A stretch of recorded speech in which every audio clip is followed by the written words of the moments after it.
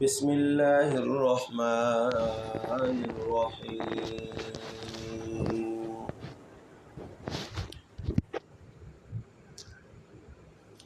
لقد كان لكم في رسول الله أسوة حسنة لمن كان يرجو الله واليوم الآخر وذكر الله كثيرا وقال تعالى في مقام آخر أم لم يعرفوا رسولهم فهم له منكرون صدق اللہ العظیم۔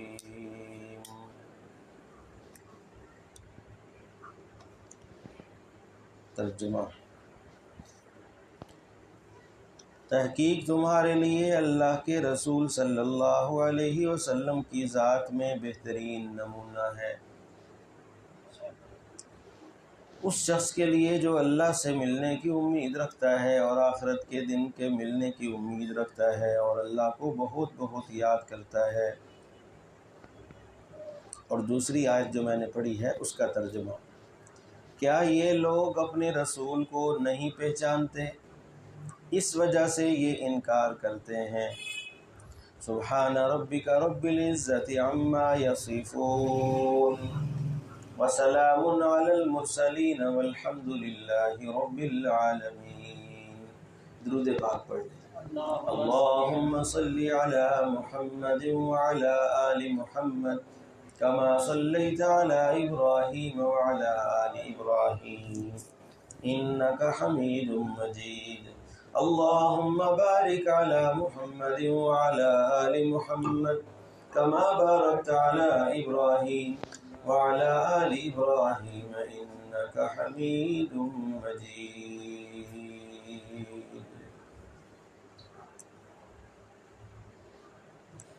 علامہ اقبال مرحوم کے نبی مکرم صلی اللہ علیہ وآلہ وسلم کی سیرت میں کہے گئے اشعار، ان میں سے چند ایک اشعار آپ کے سامنے ذکر کرتا ہوں اور پھر اسی سے اپنی بات کو آگے بڑھاتا ہوں۔ فرماتے ہیں: گر نہ ہو یہ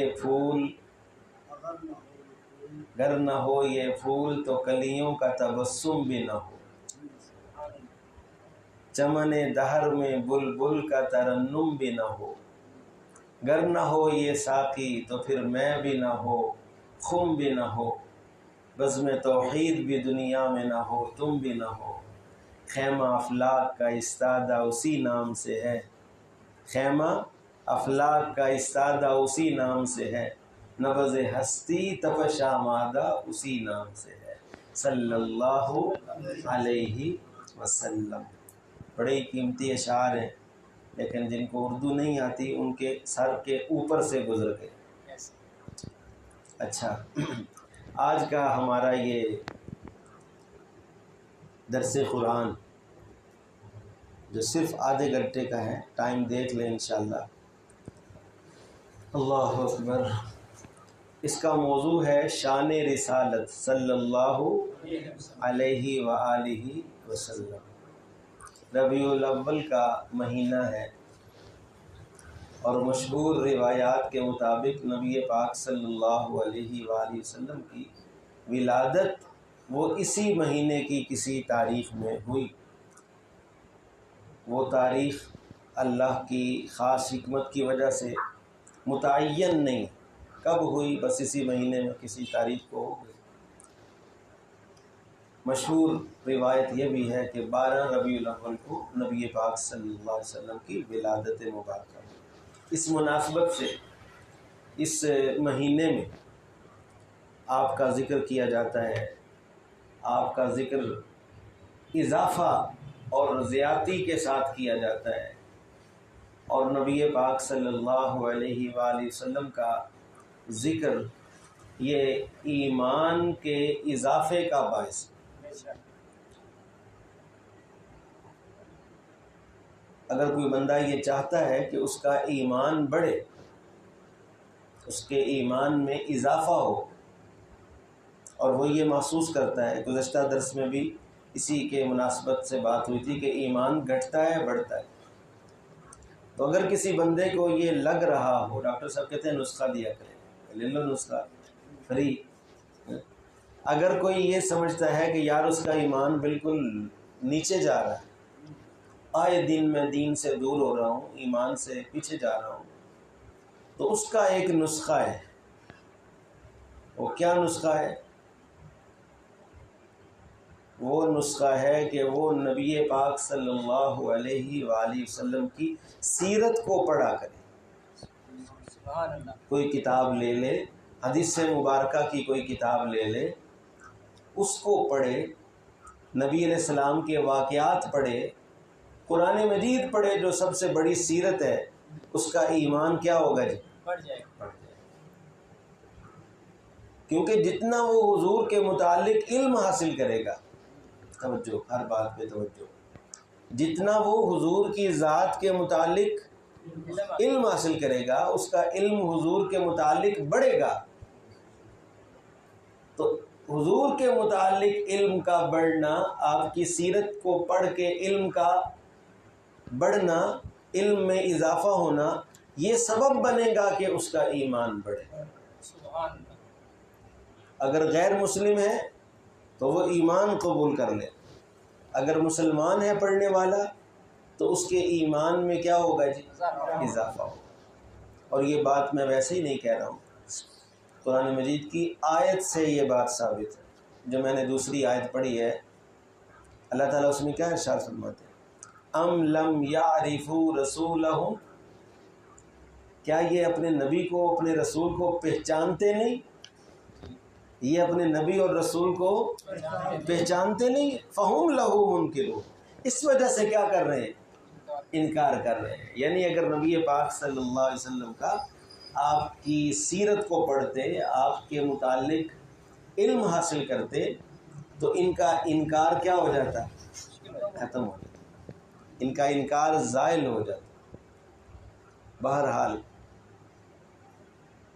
ہم سب کو چاہیے کہ حضور کے متعلق علم حاصل کریں. ربیع الاول کا مہینہ ہے اور مسلمان جوش میں آئے ہوئے ہیں، عشق ٹھاٹھے مار رہا ہے، لیکن کسی عاشق کو کھڑا کریں نا 2 منٹ کے لیے گلی میں اور کہیں کہ صرف 5 منٹ، صرف 5 منٹ، زیادہ نہیں، گھڑی پہ دیکھ کر صرف 5 منٹ اپنے نبی صلی اللہ علیہ وآلہ وسلم کا صحیح تعارف کراؤ، صحیح احادیث کے ذریعے. کہانیاں شانیاں نہیں، ایسے جھوٹی کہانیاں کہ جس سال نبی علیہ السلام پیدا ہوئے جناب کیا ہوئے جی؟ عورتوں کے سارے کیا پیدا ہوئے؟ بیٹے پیدا ہوئے، بھینسوں نے دودھ دیا، بکریوں نے دودھ دیا. یار یہ شان بیان کر رہے ہیں اتنی اونچی ہستی کی، یہ کہانیاں سنا رہے ہیں، فلاں جگہ پہ آگ بجھ گئی اور فلاں جگہ پہ کنگرے ہل گئے، اور کیا ہے یہ؟ کیا ہے؟ ٹوٹل فیلسی ہے، ساری کی ساری من گھڑت باتیں.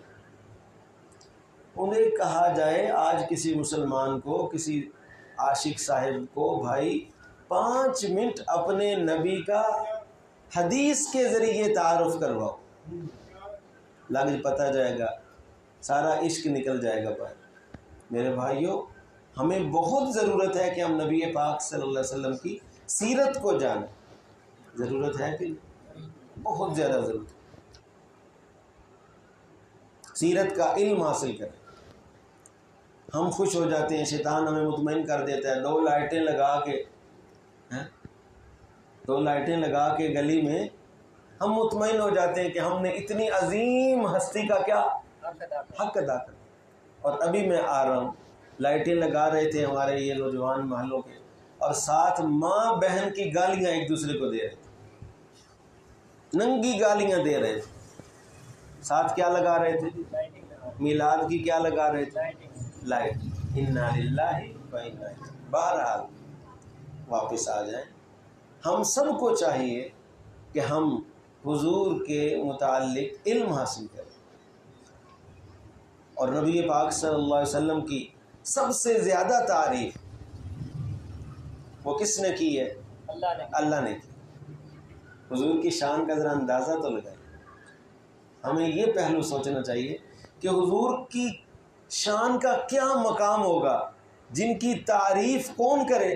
اللہ کرے۔ بس اس کو گہرائی میں جا کے سمجھو تو انشاءاللہ مزہ آئے۔ جنہیں اللہ کہیں انک لمن المرسلین، جنہیں اللہ کہیں اعلی صراط مستقیم، جنہیں اللہ تعالیٰ کہیں انا ارسلناک شاہدا ومبشرا ونذیرا وداعیا الی اللہ باذنہ وسراجا منیرا، جنہیں اللہ تعالیٰ فرمائے ما ودعک ربک وما قلی، آپ کے رب نے آپ کو چھوڑا، کیوں پریشان ہوتے؟ جنہیں اللہ تعالیٰ کہیں الم نشرح لک صدرک ووضعنا عنک وزرک الذی انقض ظہرک ورفعنا لک ذکرک، جنہیں اللہ تعالیٰ ارشاد فرمائے انا اعطیناک الکوثر فصل لربک وانحر ان شانئک هو الابتر، جنہیں اللہ تعالیٰ تسلیاں دیں قد نرا تقلب وجہک فی السماء، محبوب آپ کا چہرہ آسمان کی طرف اٹھتا ہے، ہماری بھی نظر آپ کی طرف، قد نرا تقلب وجہک فی السماء، جنہیں اللہ تعالیٰ فرمائے فبما رحمت من اللہ لنت لهم ولو كنت فظا غلیظ القلب لانفضوا من حولک فاعف عنهم واستغفر لهم جن سے اللہ باتیں کرے، جنہیں اللہ اپنے پاس معراج پہ بلائیں، جن کے اخلاق کو اللہ خود سنوارے، جن کے اخلاق کو اللہ خود سنوارے،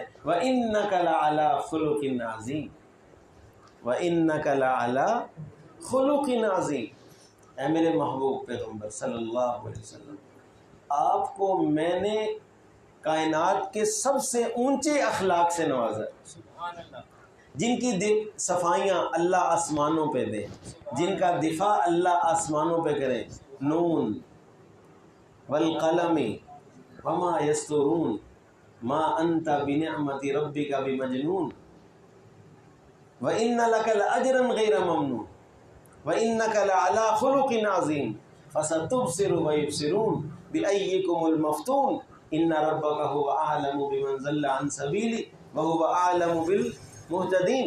یا ایہا النبی، یا ایہا النبی، اللہ تعالیٰ جنہیں یا ایہا الرسول، یا ایہا المزمل، یا ایہا المدثر، اتنے پیارے پیارے الفاظ سے جنہیں اللہ تعالیٰ بلائیں، ان کی شان بھلا انسان کیسے بیان کر سکتا؟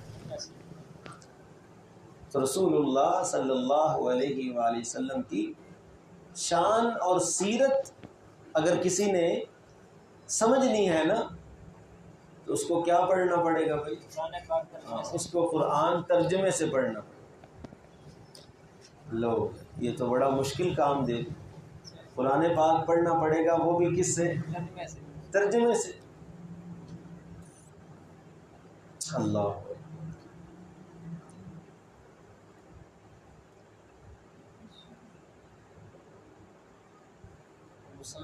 ایسا اخلاق ہے، میں آپ کو اخلاق کی مثال دوں، ایسا اخلاق ہے آپ حیران ہو جائیں گے۔ واقعہ آپ نے سنا ہوگا لیکن آپ نے غور نہیں کیا، شاید کسی نے کیا ہو، کہ جس وقت مکہ کے دشمن، آپ کے حضور کے دشمن حضور کو قتل کرنے پہ تیار ہے، الیاذ باللہ کہ حضور کو آج رات کیا کرنا ہے؟ قتل کر دینا ہے جی، شہید کر دینا ہے۔ اس پر انہوں نے کیا کھائی ہیں جی؟ قسمیں، اور اتفاق کیا ہے، پوری تیاری کے ساتھ آئے۔ اس وقت بھی ان کے ذہن میں یہ بات تسلیم شدہ ہے کہ ان سے بڑھ کر امانت دار کوئی نہیں، کیونکہ امانتیں اس وقت بھی کس کے پاس تھیں؟ نبی پاک صلی اللہ علیہ وآلہ وسلم کے پاس۔ اس وقت بھی امانتیں حضور کے پاس، جس وقت وہ کیا کرنا چاہتے ہیں؟ قتل کرنا چاہتے ہیں، شہید کرنا چاہتے ہیں۔ اخلاق کا حضور جیسا مجسمہ کوئی پیش نہیں کر سکتا۔ مسلم شریف میں روایت آتی ہے، حضرت زمات رضی اللہ تعالی عنہ، یہ ازد قبیلہ کہتے ہیں، قبیلہ ازد شنوہ، روایت کے اندر آتا ہے کہ زماد جو ہیں قادم مکہ، حضرت عبداللہ ابن عباس راوی رضی اللہ تعالیٰ عنہ. ساڈا میلاد شریف ذرا ایڈا ہوتا ہے، ذرا پڑھیا لکھا ہے، ٹھیک ہے، مجبوری ہے کی کرے، اور کہانیاں ہوندی ہیں. حضرت زماد تشریف لاتے ہیں قادمہ مکہ، مکہ میں آتے ہیں اور سمع صفہاء مکہ ان محمد المجنون، مسلم شریف میں بات.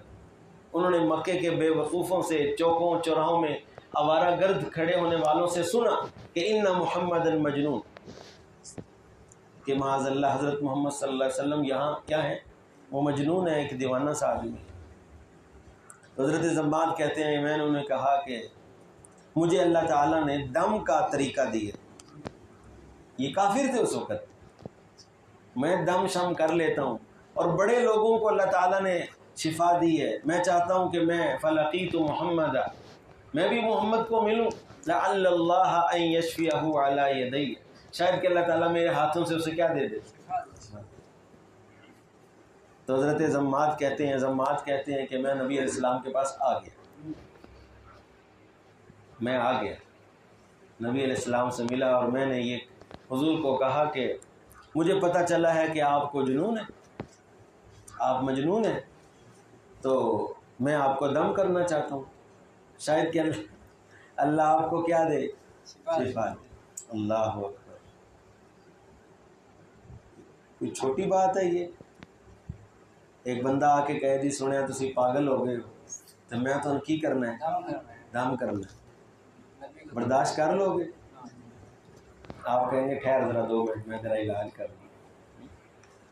یہ نبی علیہ السلام کو کہہ رہا ہے زماد، اور ابن عباس راوی ہیں اور بخاری مسلم شریف کی روایت، کہ میں چاہتا ہوں کہ میں آپ کو دم کروں. نبی علیہ السلام نے فرمایا میری بات ذرا سنو گے، میری بات بھی سنو گے، کہ آپ نے تو کر لی نا، میری بھی سنو گے؟ اس نے کہا جی بالکل سنو. تو نبی علیہ السلام نے فرمایا، روایت کے اندر آتا ہے فقال، نبی علیہ السلام نے فرمایا ان الحمد للہ نحمده ونستعینہ من يهده الله فلا مضل له ومن يضلل فلا هادي له واشهد ان لا اله الا الله وحده لا شريك له وان محمدا عبده ورسوله. اتنا یہ جو ہم خطبوں کے شروع میں اکثر آپ سنتے ہیں، نبی علیہ السلام نے اس وقت یہ بولا زماد کے سامنے.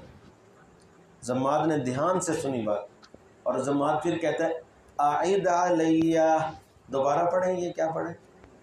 دوبارہ پڑھیں. نبی علیہ السلام نے دوبارہ پڑھا ان الحمد للہ نحمده ونستعینہ من يهده الله فلا مضل له، جو بالکل روایت ہے وہ سنا، ومن يضلل فلا هادي له واشهد ان لا اله الا الله وحده لا شريك له وان محمدا عبده ورسوله.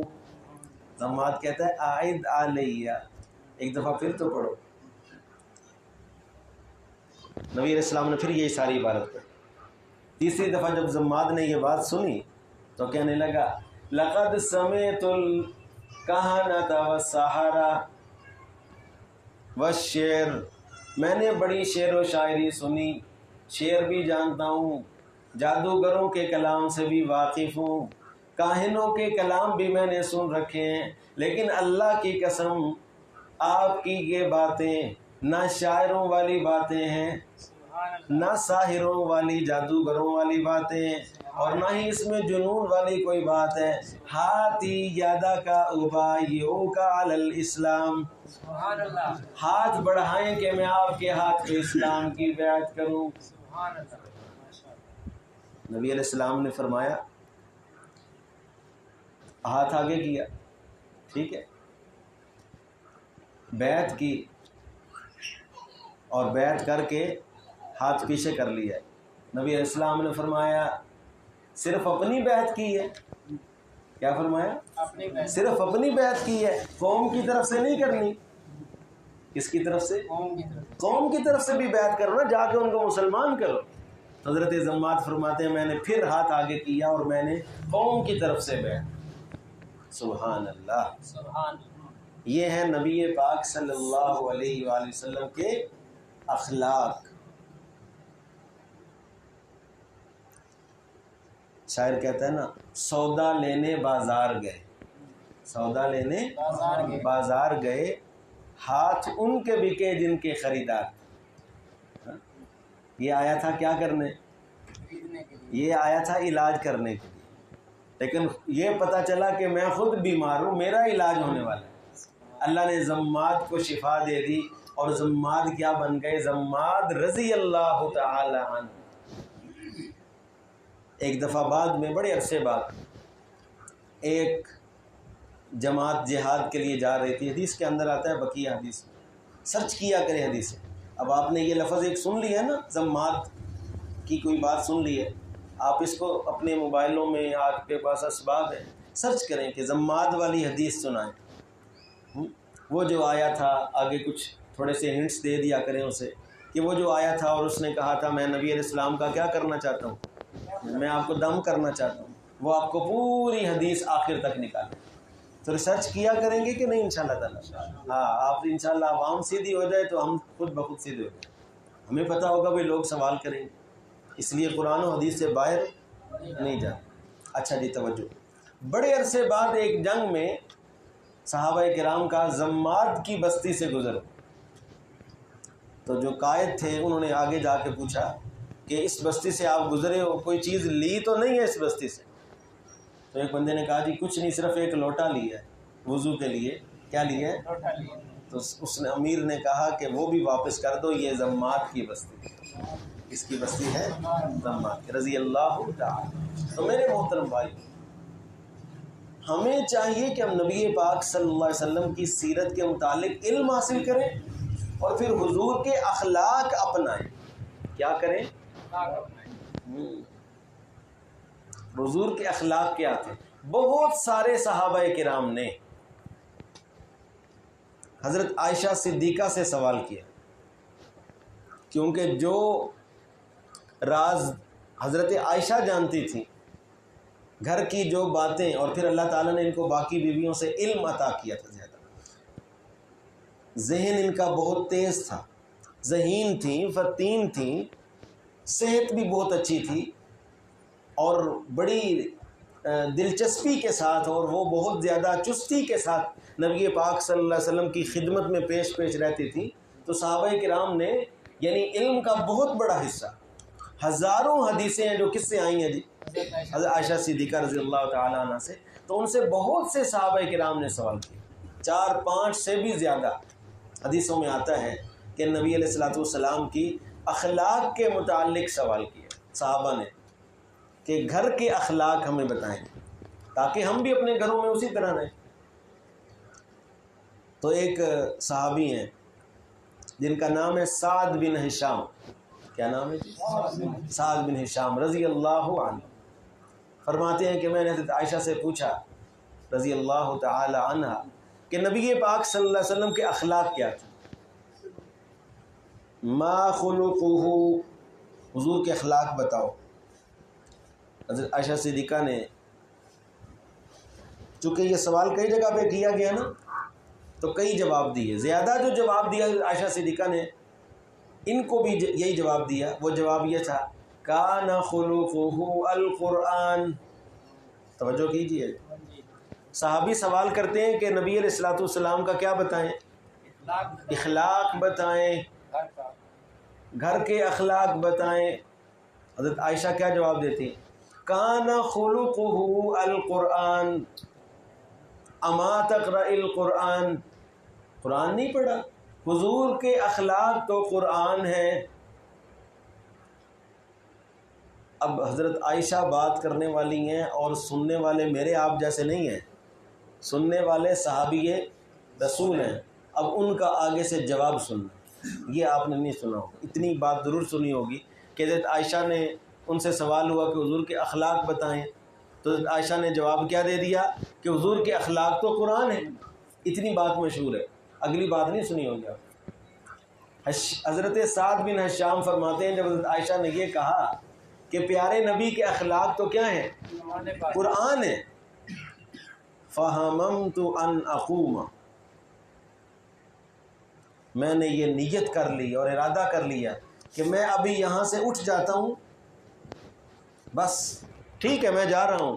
وَلَا أَسْأَلَ أَحَدًا عَنْ شَيْءٍ حَتَّى أَمُوتَ، مجھے اتنا بڑا جواب مل گیا ہے کہ اب میں موت تک کسی سے سوال نہیں کروں گا. ذرا سوچو اس جواب کو، ذرا سوچیں. حضرت عائشہ سے یہ سن کر کہ پیارے نبی کے اخلاق قرآن ہے، قرآن پیارے نبی کا اخلاق ہے، صحابی کیا فرماتے ہیں؟ اچھا اب میں موت تک کسی سے کوئی سوال نہیں کروں گا. کیا مطلب؟ جب بھی مجھے کسی چیز کے متعلق ڈاؤٹ ہوگا، شک ہوگا کہ یہ کرنی چاہیے یا نہیں کرنی چاہیے، تو میں کس کو کھولوں گا؟ میں قرآن کو کھولوں گا. مجھے پتہ چلے گا جو اللہ کو پسند ہے وہی نبی کو پسند ہے، مجھے بھی وہی پسند کرنا چاہیے. جو اللہ کو ناپسند ہے وہ نبی کو بھی کیا ہے؟ حضور کے اخلاق جو قرآن ہے، جو قرآن کو پسند ہے وہ حضور کو پسند ہے. جو قرآن جس کو ناپسند کرتا ہے، جس سے قرآن منع کرتا ہے، جس سے قرآن منع کرتا ہے، اس سے میں نے رکنا ہے. جن چیزوں کا قرآن حکم دیتا ہے وہ ساری چیزیں میں نے کرنی. کچھ سمجھ آ رہی ہے کہ نہیں؟ جی جی. قرآن نے چوری سے منع کیا، ڈکیتی سے منع کیا، غیر محرم کی طرف نظر اٹھانے سے قرآن نے کیا کیا بھائی؟ منع کیا. اسی طرح غیبتوں سے قرآن نے منع کیا، کسی کی جاسوسی اور ٹول لگانے سے قرآن نے منع کیا، بے شمار چیزوں سے جن سے قرآن نے منع کیا. ماں باپ کی نافرمانی سے منع کیا، ان کو جھڑکنے سے منع کیا، شرک سے منع کیا، تکبر سے منع کیا، زمین پہ اکڑ کے چلنے سے منع کیا، فیشن سے منع کیا، غیر محرموں کو اپنا آپ دکھانے سے منع. جن جن چیزوں سے قرآن نے منع کیا، اچھا پیارے نبی ان ساری چیزوں سے بچتے تھے، اور جن جن چیزوں کا حکم دیا پیارے نبی وہ سب کرتے تھے. اب اس کے بعد مجھے کسی سے سوال کی ضرورت نہیں. کچھ سمجھ آئی ہے یا نہیں؟ کان خلقہ القرآن. اور ایک اور صحابی نے جب حضرت عائشہ سے سوال کیا پیارے نبی کا اخلاق بتائیں، تو حضور صلی اللہ علیہ وآلہ وسلم نے سورہ مؤمنون کی ابتدائی آیتیں پڑھ دی. قد افلح حضرت عائشہ نے سورہ مؤمنون کی ابتدائی آیتیں پڑھ دی. قد افلح المؤمنون الذین هم فی صلاتهم خاشعون والذین هم عن اللغو معرضون. ساری 8 آیتیں پڑھ کے کہا یہ پیارے نبی کے کیا تھے جی؟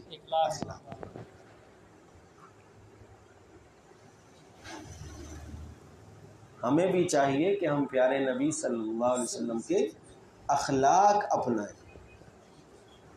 وَإِنَّكَ لَعَلَىٰ خُلُقٍ عَظِيمٍ. حضور کی اللہ نے کیا تعریف کی؟ کہ آپ کو عظیم اخلاق عطا کیے. کیسے اخلاق عطا کیے؟ عظیم الشان خلق عظیم عطا کیے. اب ذرا سننا، ایک بات اور بتاؤں. یہ جو خلق ہے اور اخلاق ہے، ہم اس کو کیا سمجھتے ہیں بھائی؟ اخلاق کا کیا مطلب سمجھتے ہیں ہم؟ کہ لوگوں سے اچھے رویے سے پیش آنا، ہنس کے ملنا، اور کسی کو برا بھلا نہ کہنا، تکلیف نہ دینا، یہ اخلاق ہے. یہ سمجھتے ہیں نا ہم ٹھیک سمجھتے ہیں، صحیح ہے، یہ بات درست ہے کہ یہ سب کیا ہیں جی؟ اخلاق. لیکن یہ بات یاد رکھیں یہ کامل اخلاق نہیں ہے. مکمل اخلاق یہی نہیں ہے کہ بس لوگوں سے اچھے طریقے سے مل لیا، مسکرا کے مل لیا، اور کسی سے پیار سے بات کر لی. نہ، بلکہ جو اخلاق ہیں یا خلق ہے، توجہ بات قیمتی ہے اور ہے تھوڑی سی کڑوی بھی. یہ جو خلق اور اخلاق ہیں ان کی کتنی قسمیں ہیں بھائی؟ 2. ہم نے تو صرف ایک پہ ہی اور ایک کے بھی کچھ حصے پہ عمل کر کے فلاں بھائی بڑا با اخلاق ہے بھائی، اس کے اخلاق بہت اچھے. لیکن اب جو میں بات بتانے لگا پتہ چل جائے گا، اللہ ہمیں معاف کرے. اخلاق کے کتنے شعبے ہیں بھائی؟ 2. خلق اور اخلاق کے 2 شعبے. نمبر 1 خلق، پہلا جو اخلاق ہے وہ ہے مع اللہ، مع الخالق. بندے کے اخلاق اچھے ہوں کس کے ساتھ؟ اللہ کے ساتھ. یہ پہلی قسم ہے، ابھی تفصیل کرتا ہوں. اور دوسری قسم ہے کہ بندے کے اخلاق درست ہوں بندوں کے ساتھ. بندے کے اخلاق اچھے ہوں کس کے ساتھ؟ اللہ کے ساتھ. اور دوسرے اخلاق اچھے ہوں بندوں کے ساتھ. اب ایک بات بتائیں، اگر کسی بندے کو اللہ والے اخلاق کی پرواہ ہی نہیں، اب اللہ کے ساتھ اخلاق کیا ہے؟ اللہ کی بندگی کرنا، اللہ کی عبادت کرنا، اللہ کے احکام بجا لانا، اللہ کی حدوں کو نہ توڑنا، اللہ کے حکموں کو ماننا، اور جن چیزوں سے اللہ نے منع کیا ہوا ہے ان سے دور رہنا، ان سے کنارہ کرنا. یہ ہے اخلاق کا پہلا درجہ. اب ایک بندہ نماز نہیں پڑھتا، لوگوں سے بڑا ہاں کیا حال ہے، ٹھیک ہے، ایسے ہنس ہنس کے ناچ کے ملتا ہے، یہ با اخلاق ہے؟ یہ بدترین درجے کا بد اخلاق انسان ہے. کس کے ساتھ بد اخلاق ہے؟ اللہ کے ساتھ. بولے اللہ کے ساتھ. اصل وچ نا اے جڑا میلاد میں دس رہا نا، یہ ذرا اوکھا ہے تھوڑا جہا. کیوں جی؟ تے یہ کون سنے پھر؟ اسی تے وہ دوجا میلاد چاہنے ہیں جناب، جہدے نال سارا پروگرام چلے. بات آپ کو سمجھ آ رہی ہے میرے بھائی؟ اخلاق کا آپ کو بتا رہا ہوں پہلا درجہ مع الخالق، اللہ کے ساتھ. ہاں، اور اللہ کے ساتھ اخلاق کیا ہیں؟ اللہ کی عبادت کریں، اللہ کے احکامات کو مانیں، نماز کی پابندی کریں، اللہ کی حدوں کو نہ توڑیں، شرک نہ کریں. کیا نہ کریں؟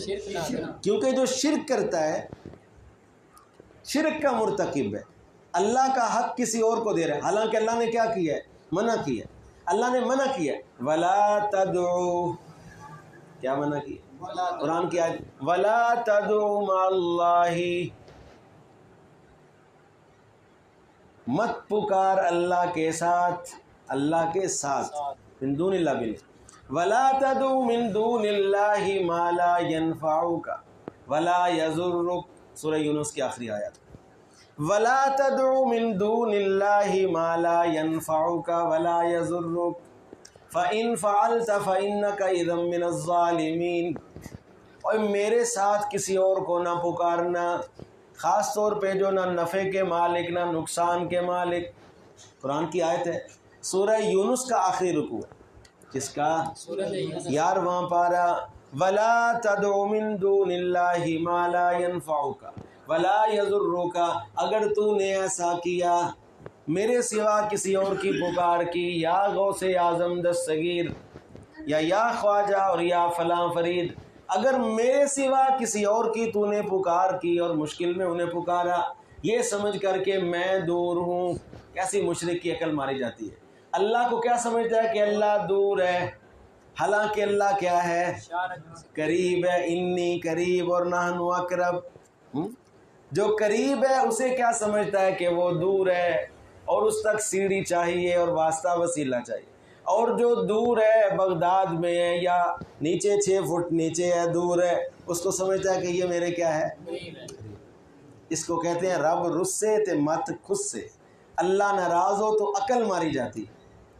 اللہ قریب ہے یا وہ بابا قریب ہے؟ اللہ.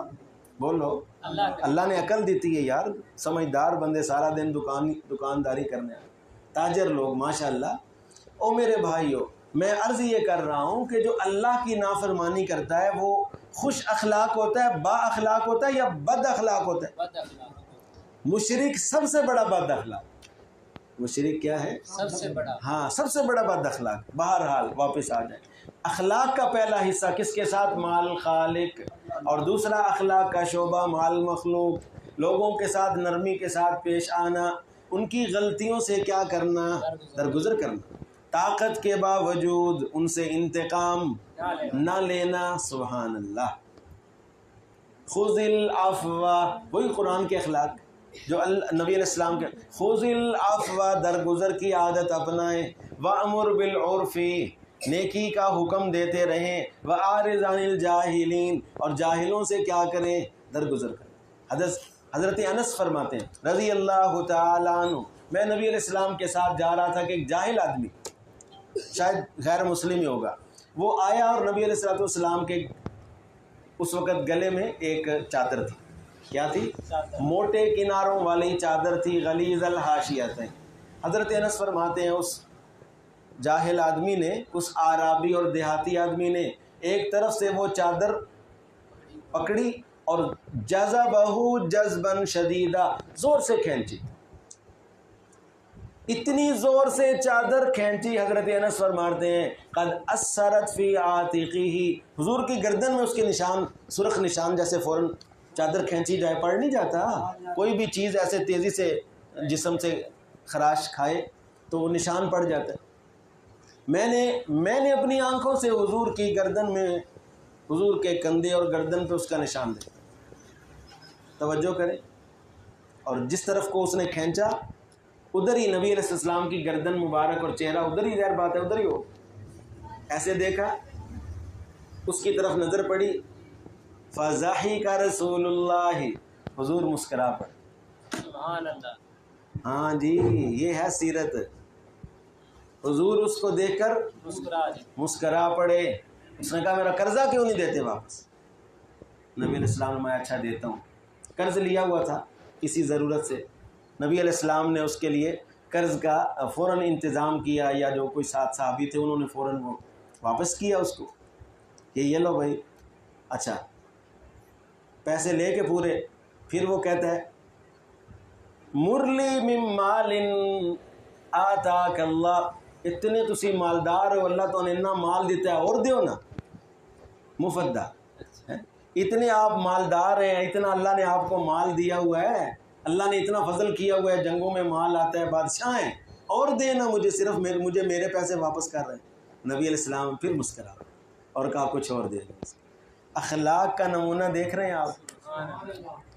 ایک اور صحابی، ان کا واقعہ دو کے سناتا ہوں پھر چھٹی. حضرت معاویہ، ایک تو مشہور ہے نا معاویہ بن ابی سفیان، یہ دوسرے صحابی ہیں. حضرت معاویہ سلمی رضی اللہ تعالیٰ عنہ، یہ فرماتے ہیں میں نیا بالکل مسلمان ہوا تھا اور بالکل ابھی کچھ باتیں سیکھی تھیں اور کچھ نہیں سیکھی تھی. تو نماز پڑھ رہا تھا، اور نماز کون پڑھا رہے تھے؟ حضور نبی کریم صلی اللہ علیہ وآلہ وسلم.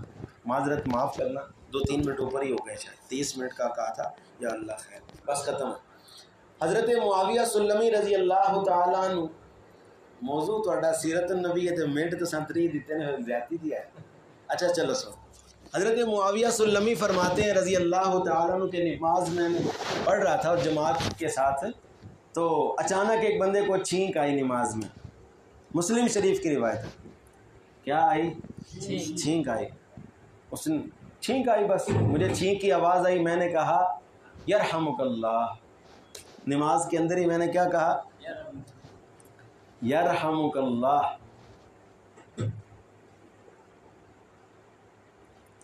تو جو ہی میں نے یرحمک اللہ کہا تو ساتھ جو صحابہ تھے انہوں نے ایسے اپنے جسم پہ ہاتھ مارا. رانوں پہ کیا مارا؟ حتیٰ یہ ہاتھ بیٹھے ہوں گے نا، رانوں پہ ہاتھ مارا، یعنی یہ اشارہ تھا کہ چپ کر، نماز میں نہیں بولنا. سمجھ رہے ہیں کہ نہیں سمجھ رہے؟ نماز میں نہیں بولنا، چپ کر.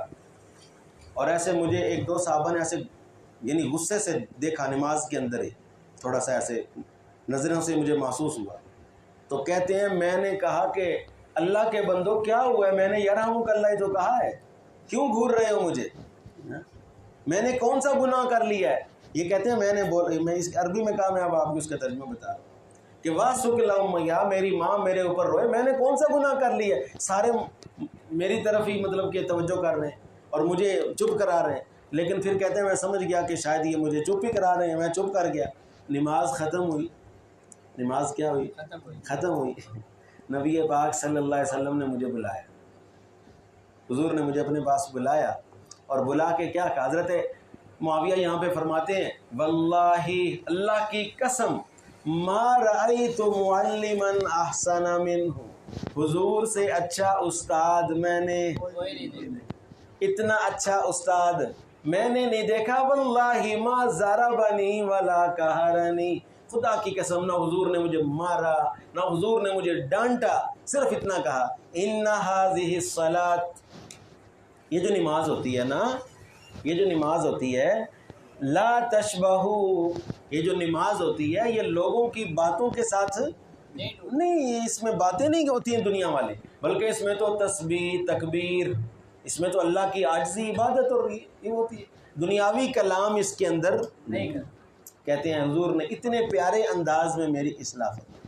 آخری حضرت جابر بن عبداللہ کا سن لیں، کتنا نبی علیہ الصلوۃ والسلام کو اپنے صحابہ سے پیار تھا۔ حضرت جابر بن عبداللہ فرماتے ہیں کہ میں سفر میں تھا اور پیچھے رہ گیا اور اونٹ نے مجھے تھکا دیا، میرے اونٹ کی بس ہو گئی تھی بیچارے کی، پیچھے رہ گیا میں، تو میں نبی علیہ الصلوۃ والسلام کے پاس آیا ذرا تیز ہو کے ایک دفعہ، اور میں نے کہا جی میں اونٹ نے مجھے تھکا دیا، بس یہ کہا اور پھر پیچھے آہستہ آہستہ، اور پھر میں قافلے کے پیچھے رہ گیا، سب سے پیچھے۔ ایک جگہ پہ جب جا کے رکے تو نبی علیہ السلام میرے پاس تشریف لائے، قائد اور امام آ رہے ہیں کس کے پاس؟ ایک سپاہی کے پاس، اور چھوٹی عمر کے تھے، یہ لڑکے تھے بالکل، جابر بن عبداللہ، ان کے والد احد میں شہید ہو گئے تھے۔ تو آ کر انہوں نے کہا، نبی علیہ السلام نے، کیا بات ہے؟ تو انہوں نے کہا جی یا رسول اللہ بس اونٹ نے تھکا دی ہے اور اونٹ بیمار ہے۔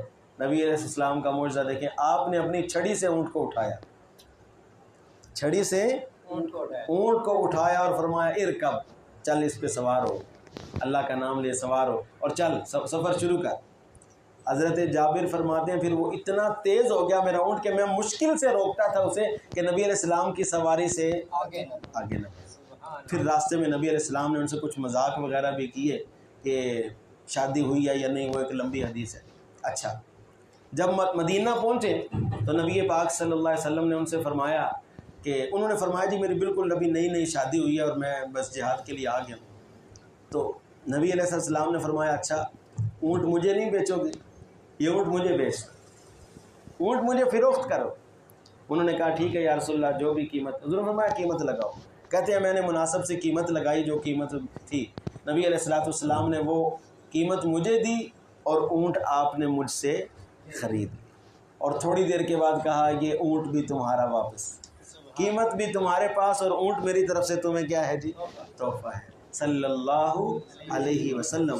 ہم سب کو چاہیے، ربیع الاول کا مہینہ ہے، یہ تو میں نے ایک ذرہ اور ایک چھینٹا اور ایک قطرہ بیان کیا سیرت کے سمندر سے۔ نبی پاک صلی اللہ علیہ وسلم کی سیرت ہمارے لیے نمونہ ہے جی، نوجوانوں کے لیے، مردوں کے لیے، عورتوں کے لیے، ہر ایک کے لیے، استاد کے لیے، خاوند کے لیے، ہر ایک کے لیے نبی علیہ السلام کی سیرت پڑھنا ضروری ہے، اور اس کا فائدہ کیا ہوگا کہ ایمان میں انشاءاللہ اضافہ ہوگا۔ اللہ تعالی ہم سب کو ساری زندگی حضور کی مبارک سیرت کا موقع دے۔ چند کلمات ڈاکٹر صاحب کر لو، کوئی بات نہیں، خیر ہو۔